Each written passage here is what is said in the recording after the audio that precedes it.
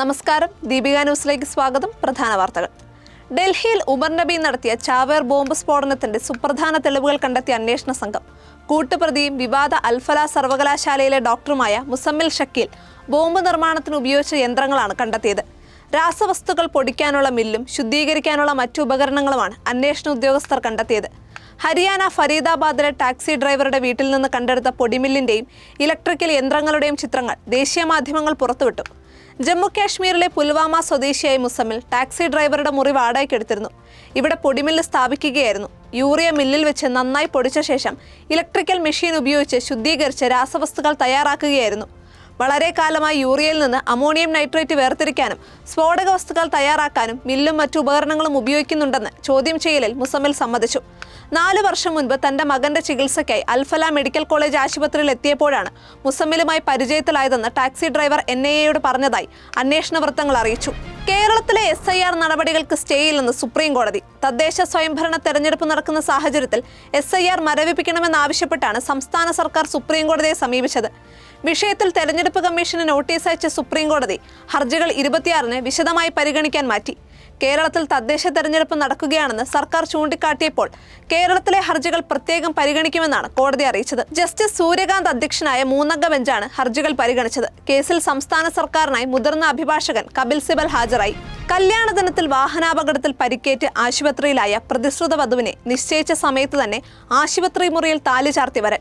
ഞങ്ങളുടെ കൊച്ചി ബ്യൂറോ തയ്യാറാക്കിയ റിപ്പോർട്ടിലേക്ക്. കല്യാണ ദിനത്തിൽ വാഹനാപകടത്തിൽ പരിക്കേറ്റ് ആശുപത്രിയിലായ പ്രതിശ്രുത വധുവിനെ നിശ്ചയിച്ച സമയത്ത് തന്നെ ആശുപത്രി മുറിയിൽ താലി ചാർത്തി വരൻ. ആലപ്പുഴ തുമ്പോളി മുതലശ്ശേരി വീട്ടിൽ ജഗദീഷിന്റെ മകൾ ആവണിയുടെ വിവാഹമായിരുന്നു ഇന്ന്. ഉച്ചയ്ക്ക് 12:15-നും 12:30-നും ഇടയിലുള്ള മുഹൂർത്തത്തിൽ ആലപ്പുഴ ശക്തി ഓഡിറ്റോറിയത്തിൽ വെച്ചായിരുന്നു തുമ്പോളി സ്വദേശിയായ ഷാരോൺ താലി ചാർത്തേണ്ടിയിരുന്നത്. വിവാഹത്തിന് അണിഞ്ഞൊരുങ്ങാനായി വെള്ളിയാഴ്ച പുലർച്ചെ ബ്യൂട്ടി പാർലറിലേക്ക് പോകും വഴി ആവണി സഞ്ചരിച്ച കാർ നിയന്ത്രണം വിട്ട് മരത്തിലിടിക്കുകയായിരുന്നു. അപകടത്തിൽ നട്ടെല്ലിന് പരിക്കേറ്റ ആവണിയെ നെട്ടൂരിലെ ലേക്ക് ഷോർ ആശുപത്രിയിൽ പ്രവേശിപ്പിച്ചതോടെയാണ് നിശ്ചയിച്ച സമയത്ത് തന്നെ താലി ചാർത്താനായി ഷാരോണും ബന്ധുക്കളും ആശുപത്രിയിലേക്ക് എത്തിയത്. തീവ്ര പരിചരണ വിഭാഗത്തിലായിരുന്ന ആവണിയുടെ കഴുത്തിൽ ഉച്ചയ്ക്ക് 12:30 ഷാരോൺ താലി ചാർത്തി ജീവിതത്തിലേക്ക് കൂടെ കൂട്ടി. വിവാഹത്തിൽ പങ്കെടുക്കാനായി ആലപ്പുഴ ശക്തി ഓഡിറ്റോറിയത്തിൽ എത്തിച്ചേർന്ന ബന്ധുമിത്രാദികൾക്ക് വധൂവരന്മാരുടെ അഭാവത്തിൽ ബന്ധുക്കൾ മുൻകൈയെടുത്ത് സദ്യ വിളമ്പി. ഷാരോണും അടുത്ത ബന്ധുക്കളും ആവണിക്ക് താങ്ങായി ആശുപത്രിയിൽ തന്നെ നിലയുറപ്പിച്ചു. അപകടത്തിൽ ആവണിയുടെ പിതാവിന്റെ സഹോദരിക്ക് പരിക്കുണ്ട്. ഇവരും ആശുപത്രിയിൽ ചികിത്സയിലാണ്.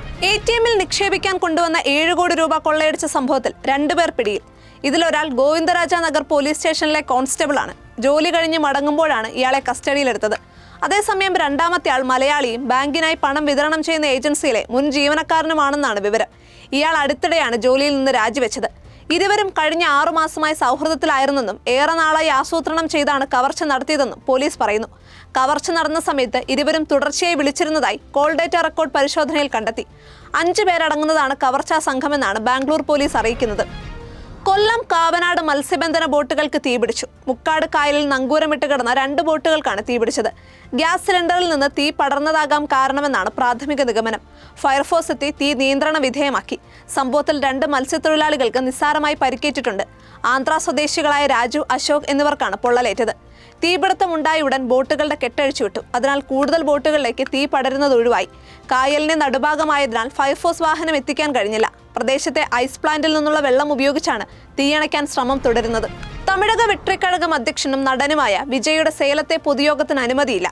ഡിസംബർ 4-ന് പൊതുയോഗം സംഘടിപ്പിക്കാൻ TVK നൽകിയ അപേക്ഷ ജില്ലാ പോലീസ് മേധാവി നിരസിച്ചു. കാർത്തിക ദീപമായതിനാൽ തിരുവണ്ണാമല ക്ഷേത്രത്തിലെ സുരക്ഷാ ജോലിക്ക് പോലീസുകാരെ നിയോഗിക്കണമെന്നാണ് വിശദീകരണം. ബാബറി മസ്ജിദ് ദിനമായ ഡിസംബർ 6-ന് പൊതുയോഗം അനുവദിക്കില്ലെന്നും SP അറിയിച്ചു. എന്നാൽ മറ്റൊരു ദിവസത്തേക്ക് അപേക്ഷ നൽകിയാൽ അനുകൂല തീരുമാനമുണ്ടാകുമെന്നും പോലീസ് സൂചിപ്പിച്ചു. ഡിസംബർ 2-ാം വാരത്തേക്ക് പുതിയ അപേക്ഷ TVK നൽകിയേക്കും. കരൂർ ദുരന്തത്തിന് ശേഷം TVKയുടെ ആദ്യ യോഗമാണ് സേലത്ത് നിശ്ചയിച്ചിരുന്നത്.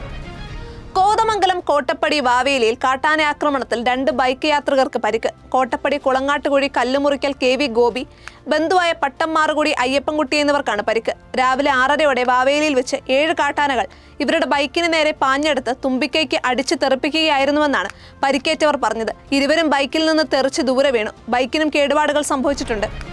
അനധികൃത സ്വത്ത് സമ്പാദന കേസിൽ തിരുവനന്തപുരം വിജിലൻസ് കോടതി നടപടിക്കെതിരെ ADGP MR അജിത് കുമാർ നൽകിയ ഹർജിയിൽ താൽക്കാലിക ആശ്വാസം. ക്ലീൻ ചീറ്റ് തള്ളിയ വിജിലൻസ് കോടതി ഉത്തരവ് ഹൈക്കോടതി റദ്ദാക്കി. ജസ്റ്റിസ് A ബദറുദ്ദീൻ അധ്യക്ഷനായ സിംഗിൾ ബെഞ്ചിന്റേതാണ് നടപടി. നടപടിക്രമങ്ങൾക്ക് വിരുദ്ധമാണ് വിചാരണ കോടതിയുടെ നടപടിയെന്ന് ഹൈക്കോടതി കണ്ടെത്തി. അജിത് കുമാറിനെതിരായ പരാതി നിലനിൽക്കും. പ്രോസിക്യൂഷൻ സാങ്ഷൻ ഇല്ല എന്നതാണ് സാങ്കേതിക കാരണം. എപ്പോഴാണോ പ്രോസിക്യൂഷൻ സാങ്ഷൻ ലഭിക്കുന്നത് അപ്പോൾ മുതൽ അന്വേഷണം നടത്താം. ക്ഷേത്രത്തിൽ മകളെ നരബലി നൽകാൻ ശ്രമിച്ച അമ്മ പിടിയിൽ. കഴുത്തിന് പിന്നിൽ വെട്ടേറ്റ മകളെ ഗുരുതരാവസ്ഥയിൽ ആശുപത്രിയിൽ പ്രവേശിപ്പിച്ചു. ബാംഗ്ലൂർ അഗ്രഹാര ലേഔട്ടിലെ ഹരിഹരേശ്വര ക്ഷേത്രത്തിലാണ് സംഭവം. അനേക്കലിൽ താമസിക്കുന്ന സരോജമ്മയാണ് മകൾ രേഖയെ വെട്ടിയത്. ഇരുവരും കഴിഞ്ഞ ദിവസം രാവിലെ 4:30 ക്ഷേത്രത്തിൽ ദർശനത്തിനെത്തിയതായിരുന്നു. പ്രാർത്ഥിച്ചു കഴിഞ്ഞപ്പോഴാണ് സരോജമ്മ മകളെ പിന്നിൽ നിന്ന് അരിവാൾ ഉപയോഗിച്ച് വെട്ടിയത്. രേഖയുടെ നിലവിളി കേട്ട് ഓടിക്കൂടിയവർ സരോജമ്മയെ പിടിച്ചു മാറ്റുകയായിരുന്നു. കഴുത്തിന് പിന്നിൽ ഗുരുതരമായി വെട്ടേറ്റ രേഖയെ ഉടൻ ആശുപത്രിയിൽ പ്രവേശിപ്പിച്ചു. രേഖയും ഭർത്താവും സ്ഥിരമായി വഴക്കിടാറുണ്ടായിരുന്നു. കഴിഞ്ഞ ദിവസം വീട്ടിൽ വന്ന മകളുമായി സരോജമ്മ ക്ഷേത്രത്തിലെത്തുകയായിരുന്നു. ജോത്സ്യന്റെ നിർദ്ദേശപ്രകാരമാണ് മകളെ നരബലി നൽകാൻ സരോജമ്മ തീരുമാനിച്ചതെന്നാണ് സംശയം. ഇത് സംബന്ധിച്ച് കൂടുതൽ അന്വേഷണം ആരംഭിച്ചെന്ന് പോലീസ് പറഞ്ഞു. ഇതോടുകൂടി പ്രധാന വാർത്തകൾ അവസാനിച്ചു.